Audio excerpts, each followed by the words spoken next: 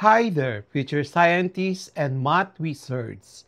Welcome to Smile Road.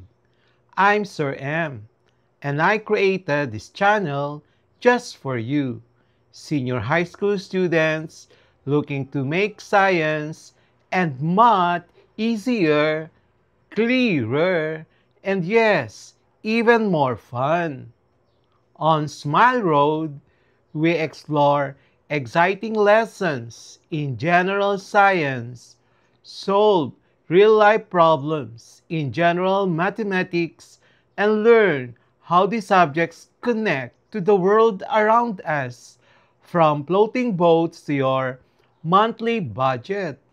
Each meeting, I'll guide you through lessons using simple explanations, real life examples, and even a few challenges to keep your brain sharp.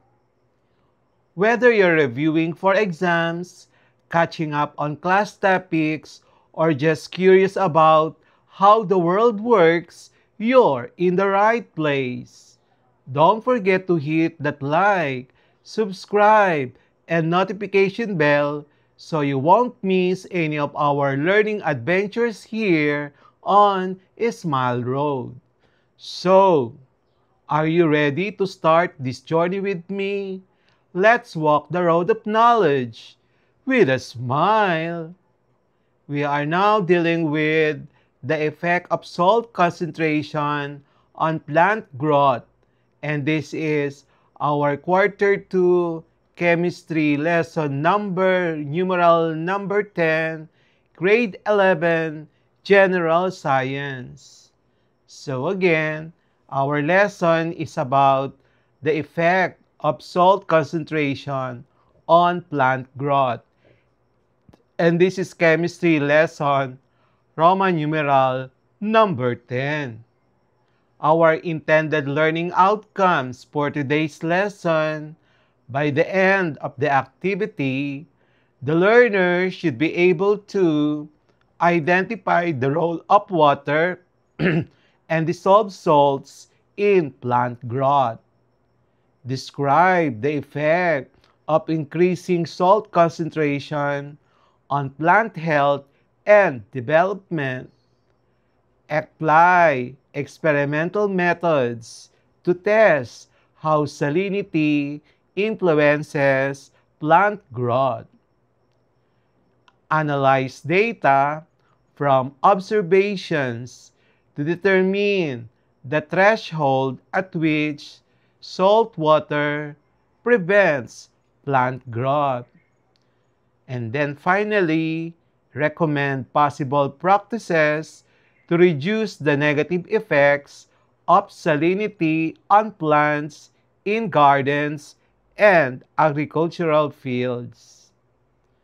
The background of our lesson: plant needs water, nutrients, sunlight, and suitable soil to grow properly.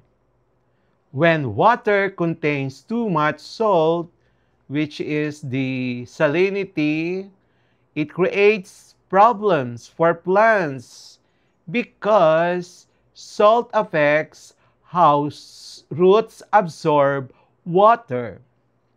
This is particularly relevant in areas affected by saltwater intrusion, poor irrigation practices, or excessive use of chemical fertilizers. And let's now discuss how salt affects plant growth. So the first one, osmotic stress. When we say osmotic stress, salt in water makes it harder for the plant roots to absorb water. Even if the soil is moist, the high salt concentration pulls water out of the plant cells, leading to dehydration. So that is the effect of osmotic stress to the growth of our plant. The next is ion toxicity. And when we say ion toxicity, the high effects of sodium ion coming from the salt and chloride ions coming also from the salt can damage plant tissues, interfere with nutrient uptake like potassium, calcium, and magnesium. And then that would disrupt photosynthesis. Okay, the next one is growth inhibition. When we say growth inhibition, as salt concentration increases, seed germination slows down. Leaves may turn yellow or brown, and the plant may eventually stop growing or die. That is what we call growth inhibition. And then practical investigation related to the plant growth because of the effect of salt.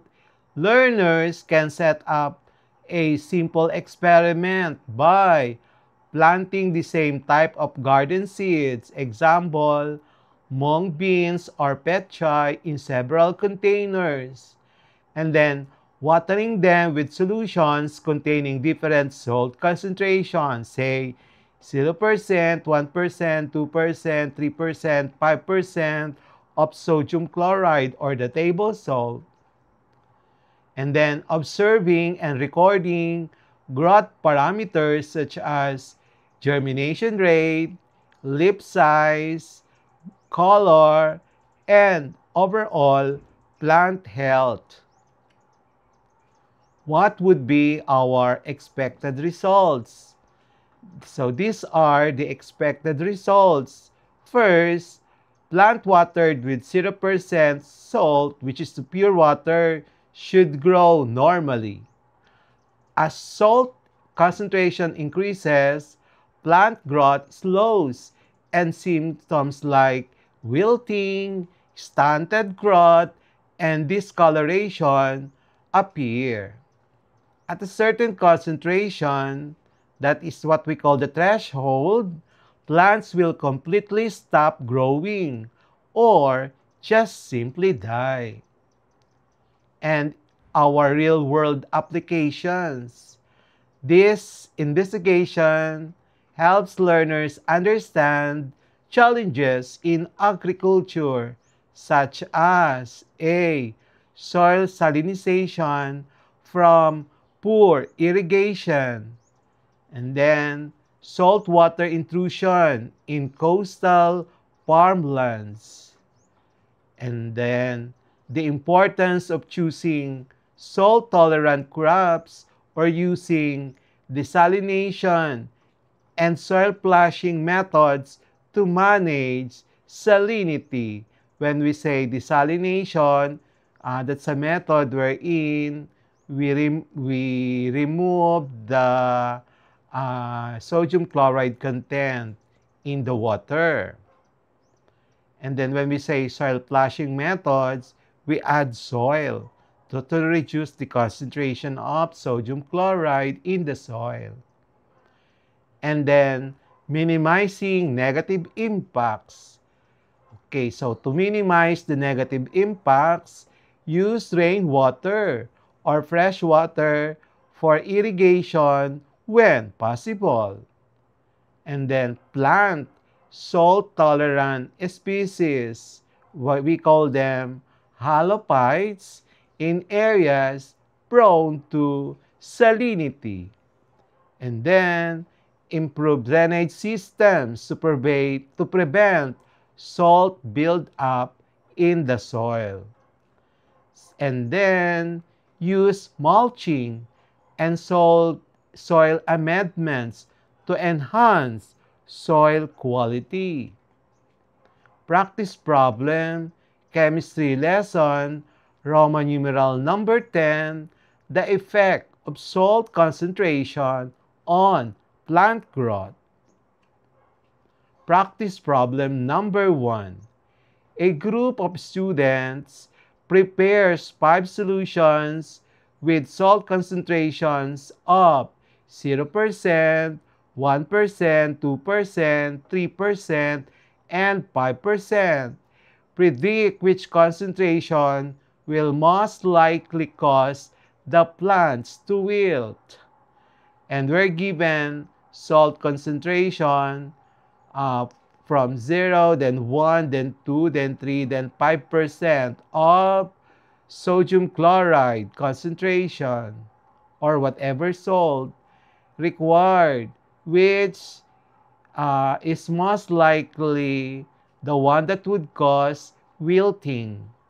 So our solution, higher salinity increases osmotic stress, pulling water out of roots, and the highest percentage is most stressful. And our final answer, 5% of salt concentration is most likely to cause wilting. Practice problem number 2. If a plant watered with 4% salt solution shows yellowing leaves after 1 week, what does this indicate about the plant's water absorption? So we're given plant watered with 4% salt shows yellowing after 1 week. Required what this indicates about water absorption.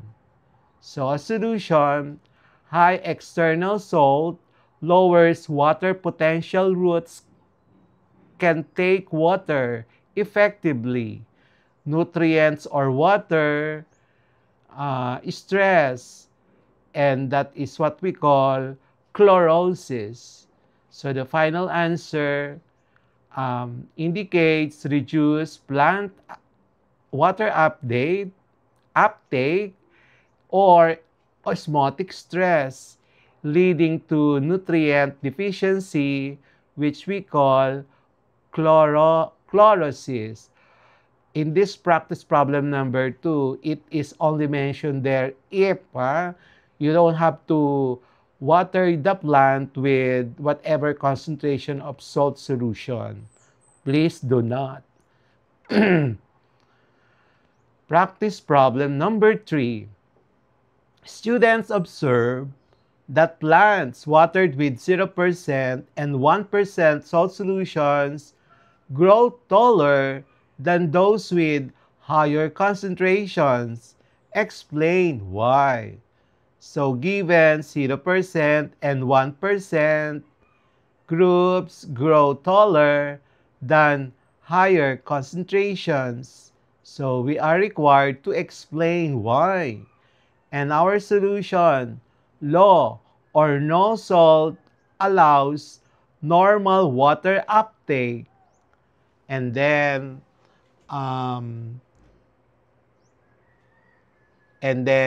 metabolism is higher, and salt impairs this via osmotic and ionic stress. So our final answer is lower salinity has a better water or nutrient uptake. And that means there will be more growth on the part of the plants. Higher salinity, of course, suppresses the growth of the plant. We will have the next batch of this chemistry lesson number 10. The next part, I mean.